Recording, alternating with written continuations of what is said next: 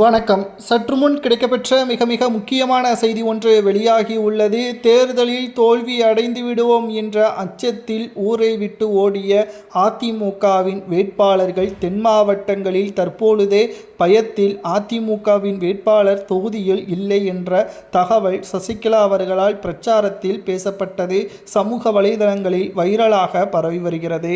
நாளை தேர்தல் ஒட்டுமொத்தமாக தமிழக மக்கள் எதிர்பார்த்து கொண்டிருக்கின்ற தேர்தல். அதிமுக ஆட்சி அமைக்குமா, திமுக இரண்டாவது முறை ஆட்சி அமைக்குமா என்ற எதிர்பார்ப்பில் இருக்கக்கூடிய நிலையில், ஆனால் தென் மாவட்டங்களில் மட்டும் சசிகலா அவர்கள் முழுவதுமாக தனது கட்டுப்பாட்டை வைத்திருக்கிறார். தென் மாவட்டங்களில் அதிமுகவின் வேட்பாளர்கள் ஏற்கனவே பல்வேறு பிரச்சனைகள், அசம்பாவிதங்கள், போலீஸ் பாதுகாப்புடன் தான் பிரச்சாரத்திற்கும் வந்தார்கள்.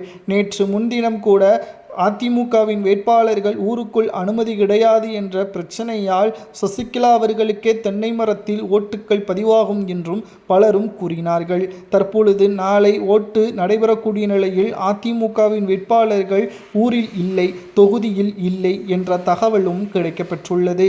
2026 சட்டசபை தேர்தல் அரசியல் களத்தில் ஒரு திருப்புமுனையான தேர்தல். இந்த தேர்தலில் நிச்சயம் பல வகையான மாற்றங்களும் ஏற்படும். இதில் எதிர்பாராத பல திருப்பங்கள் உருவாகும் என்பதை ஏற்கனவே நாம் பதிவு செய்திருந்தோம். இப்படிப்பட்ட ஒரு நிலையில் எடப்பாடி பழனிசாமி அவர்களுக்கு ஏற்படக்கூடிய ஒரு பாதிப்பை அதிமுகவின் வேட்பாளர்கள் தொகுதியில் இல்லாதது எடப்பாடிக்கு மேலும் ஒரு சிக்கலை ஏற்படுத்தியுள்ளது.